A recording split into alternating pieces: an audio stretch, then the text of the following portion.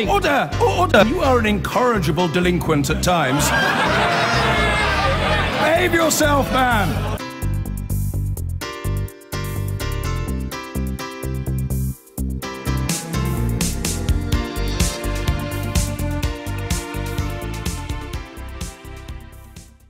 Hello and welcome from us. With me here we have three members of Parliament, for the moment anyway. Sarah Olney, LibDem MP for Richmond Park, Meg Hillier, Labour MP for Hackney South and Shoreditch, and for the Conservatives, Teresa Villas, MP for Chipping Barnet. Welcome to you all. I know you're all filled with the joys of spring, taking to the campaign trail, or is it a pain, if you're honest, Teresa Villas?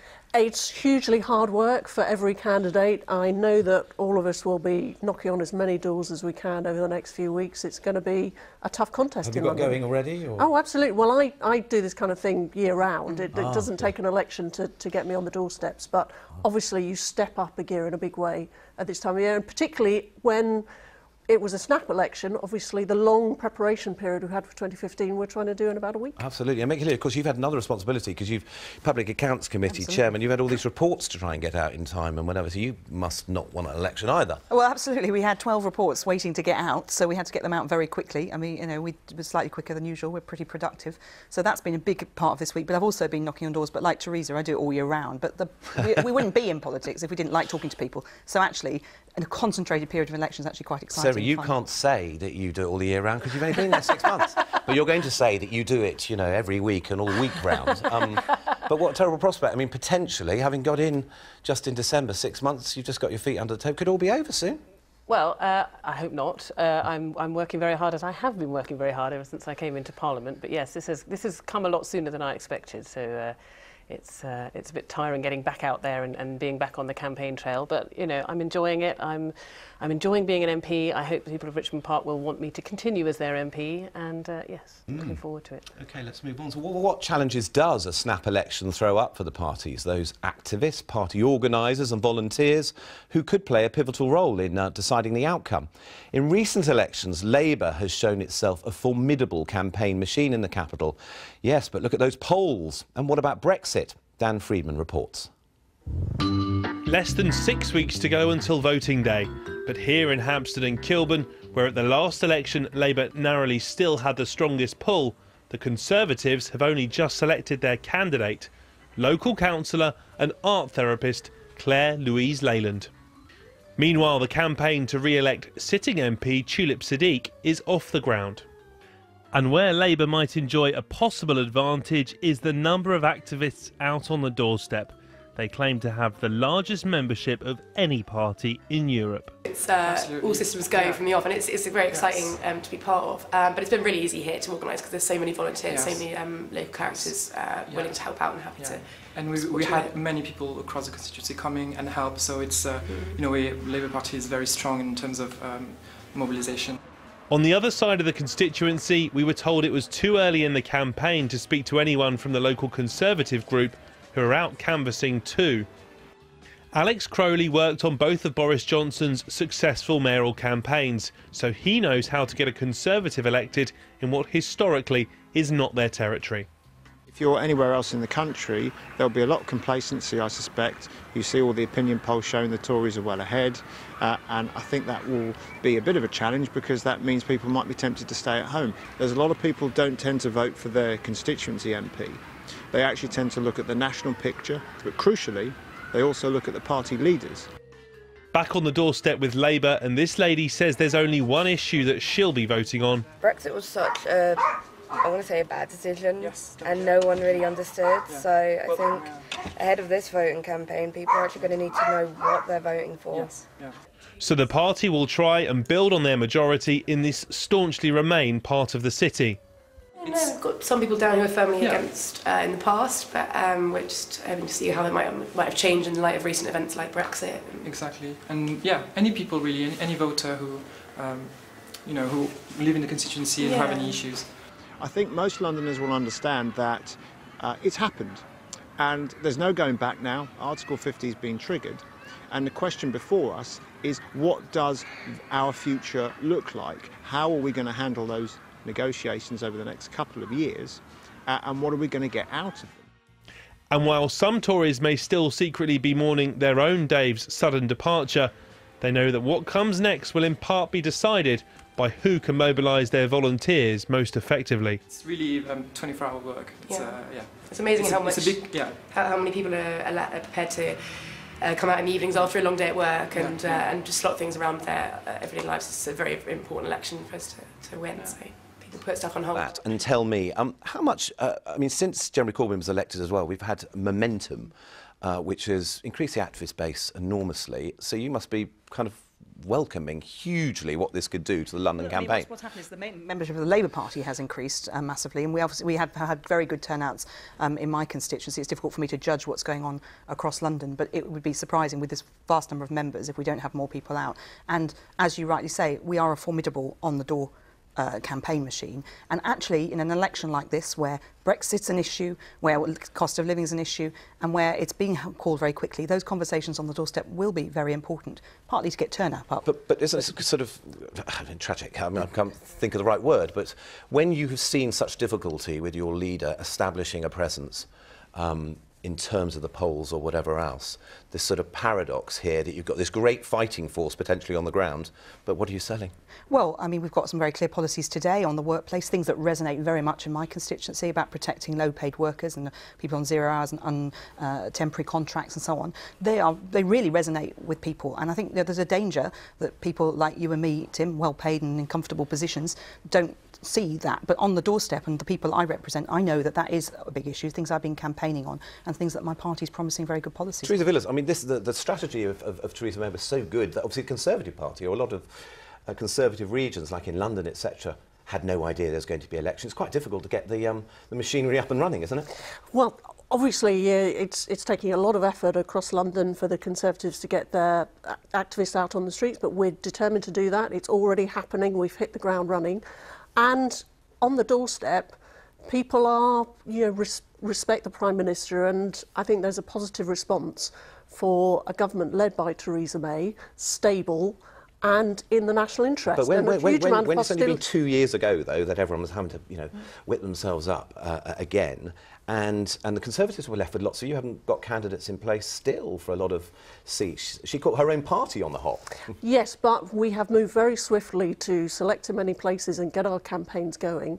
And the reality is people need to turn out to vote Conservative, because anything else could open the way for a coalition of chaos led by Jeremy Corbyn. It would be a disaster for this country if on the 9th of June Jeremy Corbyn was the one smiling on the steps of Downing Street. I don't believe that that would be in the national interest. Coalition of chaos. Coalitions, let's talk about this potential. People have started to talk about progressive alliances and so on. A Green candidate did not stand in Richmond Park when you won in the by-election. It's an indication they might not stand this time. Liberal Democrats are not standing against Caroline Lucas in return in Brighton. But do you think you should be encouraging, would you like to see Liberal Democrat candidates standing aside in more places in London? I mean, I think both of those examples that you cite, they're both very specific local examples, and the conversations took place between local parties, and we agreed that there was some common ground that we both wanted to fight on, and then it made sense. But I mean, I can't say that that's going to happen in every seat, or that it always makes sense in every individual. Well, I'm just wondering whether you feel Liberal Democrats are going to be serious here about a progressive alliance, because you've clearly gained from it, but it looks like the Greens are making the running and saying they're prepared to do it in a lot more places. Would you like to see, is the time come now for you not to stand so many candidates in certain seats strategically? I think it's too soon to say. I think what is very clear is that the Liberal Democrats are the only party providing real opposition to the Conservatives' hard Brexit. And if people really want to have their voices heard on that, then they need to vote for their Liberal Democrat candidate on June the 8th. UKIP are standing aside in Vauxhall, Meg Hillier, to favour a Labour MP. Labour MP gaining from UKIP's decision. What do you say about that? Well, it's up to individual parties if they decide not to stand. I have to say, as a Labour Party member and a Labour MP, I think we should stand in every seat and contest every seat. I think the electorate want that choice, and we should be putting out our proposals very clearly and our record, and I think it is really important. So I'm not in favour of these electoral pacts.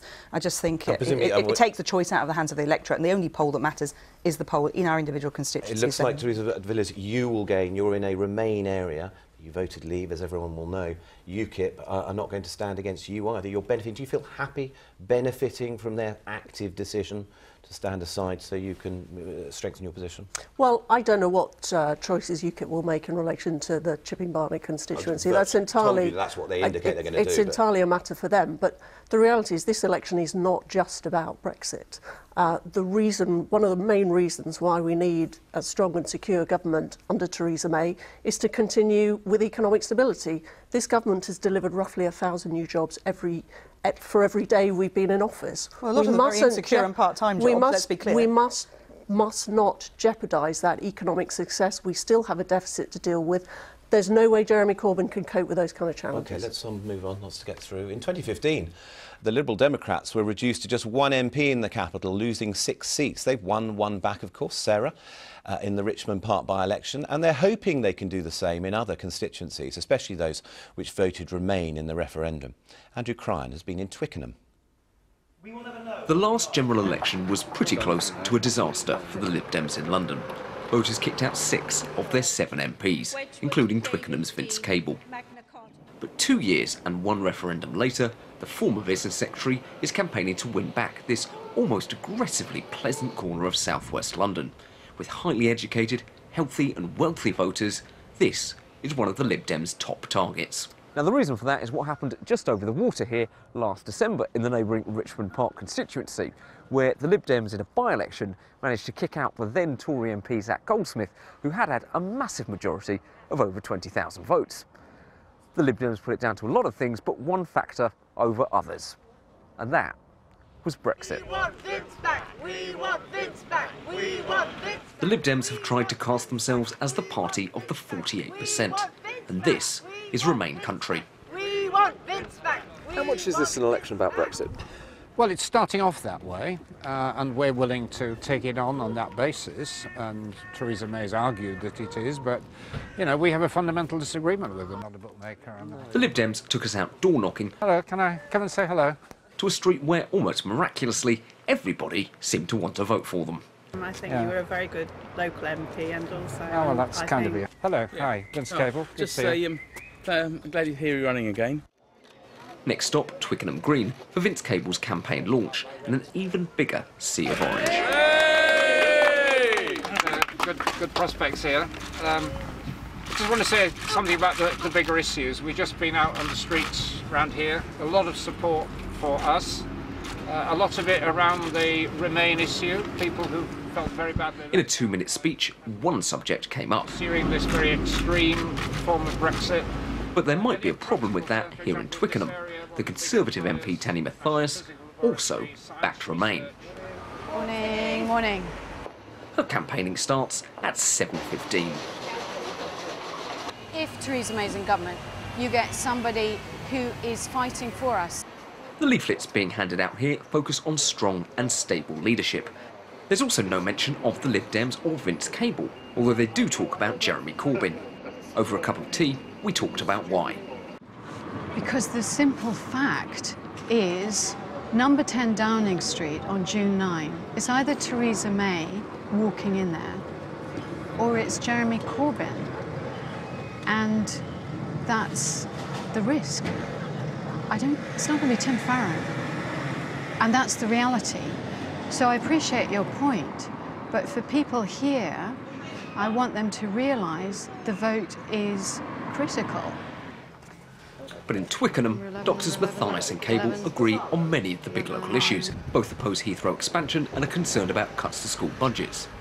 Without fundamental disagreement, the conversation on the doorstep turns to who will be more effective. I do believe if I'm part of the team, part of the government, the party in power, I will represent our interests well. Without me, you have somebody on the opposition benches. That person won't be heard. Labour and the Greens will also be putting up candidates. UKIP have yet to decide, but the party many eyes will be on come June the 8th will be the Lib Dems, because if they can't win back Twickenham, any hopes of a national revival might well be in doubt. Tanya Mathias trying very hard there, Teresa Villas, but you can see they have got It's difficult there, isn't it? Difficult in Kingston, where the Liberal Democrats want to get back in these strong Remain areas. Do you accept they're going to be very difficult to hold those seats? Well, there'll be a tough fight there, as there will be in other parts of the country. But Tanya Mathias is absolutely right. If you vote Lib Dem in that kind of seat, you risk ending up with Jeremy Corbyn being the next Prime Minister, which would be a catastrophe for this country, because we hear all this talk of progressive alliances. We have Tim Farron talking about cross-party cooperation.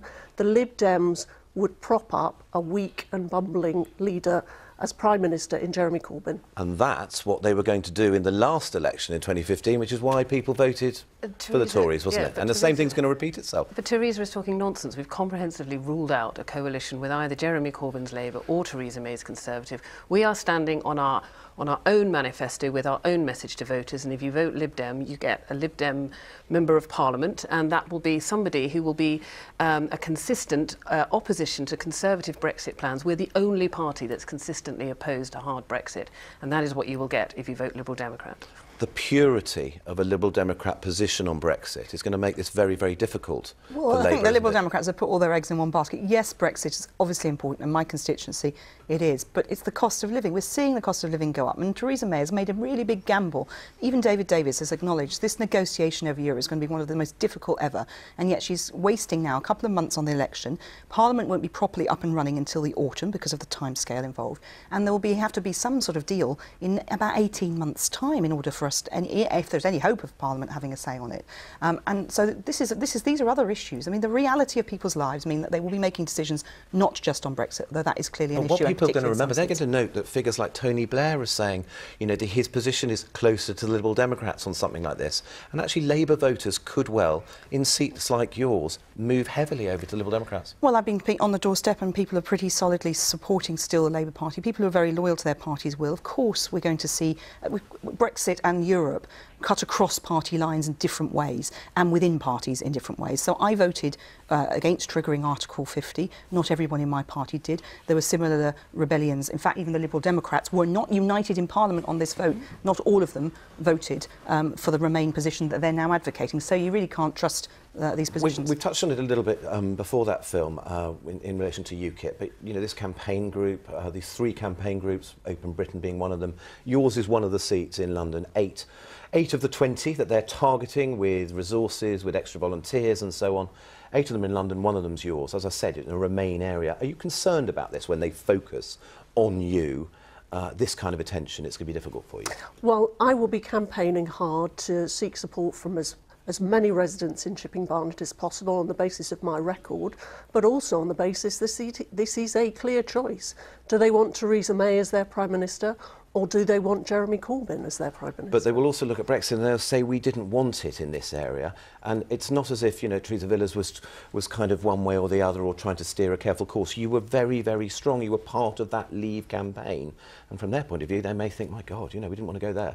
Well, firstly, I should point out that we got the borough-wide figures, so we don't know exactly how the constituency voted, but yes, there was a significant majority. So you're saying your constituency might be a little less Remain than the borough-wide, you mean? Yes. But what I want to see is a good Brexit deal for the whole country. I meet many Remain voters on the doorstep who say whilst they supported Remain, they do now feel that a decision's been made, we need to get on with it. I want a settlement with our European partners, a new deep and special partnership with which hopefully the majority of Leave and Remain voters can be comfortable. The best way to deliver that is to vote for Theresa May. But there is no plan. I mean, we look at this on the Public Accounts Committee, the other select committee chairs, no detail from government about what the negotiations are about. And you think Jeremy Corbyn's going to do better? Were you one of the MPs who had no confidence in him? Theresa, you're the party in government. You're the party in government, so you should have had a plan when this happened, and there's still no plan a year after the referendum. And that's the real. Did you vote for the no confidence resolution in Jeremy Corbyn, or didn't you? Well, my record is absolutely clear on that. But he is our leader. We're going to the election united as a party. And Sarah Olney, just your perspective on this dilemma, because in spite of it picks up on what Theresa Villas has said here, in spite of him being a Brexiteer, one of Theresa's colleagues, Zach Goldsmith, the Conservatives, a Remain-orientated Conservative party, have brought him back this week. It indicates that they're thinking this is now very much about who delivers the best deal. The decision has been made, which would spell trouble for you, wouldn't it? Well, I mean, firstly, I was very surprised that they selected Zach Goldsmith. I mean, he stood down in October because he didn't want to be a member of a party that supported Heathrow expansion. We went through the great trouble and expense of a by-election because he made that decision. And now, 6 months later, although Tory policy on Heathrow expansion hasn't changed, suddenly it's OK for him to be a Tory again. And I think there's a great deal of irritation, I have to say, in the constituency that he's put local voters through that. But they have decided, so they've seen something, fair enough, but the decision is now there and has been made, and they've invited him back. They must think he's a winner. I don't know what they think, to be honest. But just to pick up on the point you were making about, we need to get on with it. I think it's very clear that what Theresa May is asking for in this general election is she pretty much wants a blank cheque. She has no plan at this time as to exactly how she plans to deliver Brexit. And all she wants is a blank cheque from the electorate so that anything she does over the next 5 years, she can claim she has a mandate for. And it's very important that we have a strong opposition in the Commons so that we can continue to challenge and scrutinise. And she's made it very clear she doesn't want opposition. Can I pick up on the Zach Goldsmith point here? Because you were one of the people, weren't you, when he stood as an independent in this by-election? I think I'm not wrong. You went to support him, didn't you? Yes. You went to back him. How is it that he can go back, not as an independent, but as a Conservative candidate? The policy on Heathrow hasn't changed. We know what his position is on Brexit. Because Zach is the strongest possible champion for Richmond. He has been a hugely effective local campaigner. He cares deeply about the place. Shouldn't he stand as an independent if he was principled? I mean, he, throughout his time in Parliament, was always ready to question the government, to challenge the front bench. He was always the one standing up, defending the interests of Richmond on all sorts of issues. He would be undoubtedly an outstanding It is worth MP. saying, actually, this is what he said about... I mean, he was trying to claim, really, that circumstances had changed. This is what he said after he was selected this week. I think the circumstances of this election are very, very different to the circumstances of the by-election. That was a one-off, very rare opportunity caused by my resignation over Heathrow, but it gave people an opportunity to express their rage about the outcome of the referendum. And it was an opportunity they weren't going to miss. And no matter how much I spoke about Heathrow, people wanted to talk about Brexit, and that's not surprising or understandable. But I didn't have a choice. It was a promise I made. I had to step down. I knew it would be difficult. If it had been a calculated decision, I wouldn't have done it. But I don't feel that politicians should break their promises. And the point is, Sarah Olney, now he'll have the full backing of the Conservatives, the machinery. But it's nonsense. Nothing substantial has changed. The Tory party is still planning to expand Heathrow. We're still heading for a hard Brexit. And in fact, if anything, we have more information about Theresa May's plans to leave the single market, to reduce immigration, than we did at the time of the by-election. You've got to admire the dedication, the kind of chutzpah almost, isn't it, to risk, going back for selection. They might have rejected him. Well, I mean, I'm not going to comment on the Conservative Party selection process, but look, on Heathrow, the Tories, trying to promote this strong and stable leadership, haven't even got the courage to put their actual position on Heathrow in the manifesto we read. So, this is hardly strong government being offered. It's actually, I think, as Sarah rightly says, that give us a blank cheque. Over the next 5 years, we'll take your mandate and do what we want. Yeah, we don't know where it's going to be in the manifesto. To all three of you, thanks very much. I've been getting